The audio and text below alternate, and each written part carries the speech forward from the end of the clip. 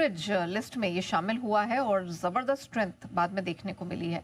क्या कुछ कहा है जेफरीज ने इस रिपोर्ट में? आगे का आउटलुक कैसा देख रहे हैं? प्रियंका के पास है पूरी डिटेल्स। प्रियंका बताएं।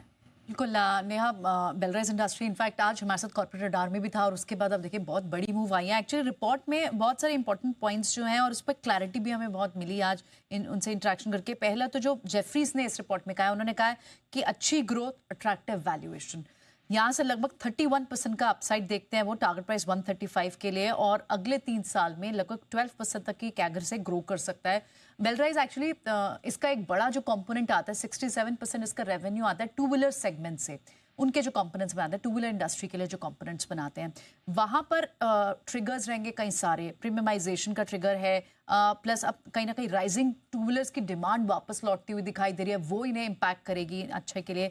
तो ये तो एक स्ट्रेंथ, इनका स्ट्रॉन्ग सब्जेक्ट है ही। लेकिन इनका जो दूसरा सेगमेंट है फोर व्हीलर के लिए, जो कंपोनेंट बनाते हैं, जहाँ मार्केट शेयर अभी सिर्फ 9% है इनके अपने रेवेन्यू मिक्स में, 9% का कंट्रीब्यूशन आता है इनके रेवेन्यू मिक्स में, वहाँ पर बहुत रूम है ग्रोथ के लिए।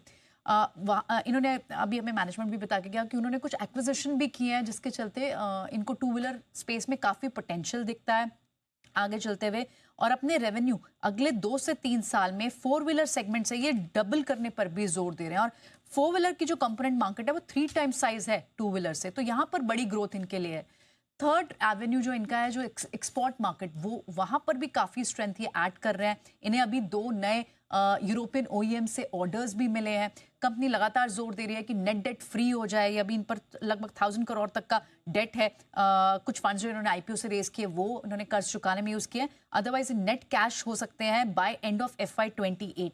तो ये सारे 3 पर्टिकुलर बड़े ट्रिगर्स डिफरेंट जोन्स में, टू व्हीलर में, फोर व्हीलर में और एक्सपोर्ट फ्रंट पे दिख रहे हैं जेफरीज को, जिसके चलते उन्होंने अपने बेस केस में सिर्फ 31% का अपसाइड दिया है। अपने बुलिश केस में तो उन्होंने 50% तक का अपसाइड दिया है। तो स्टॉक में आज अच्छी मूव दिख रही है।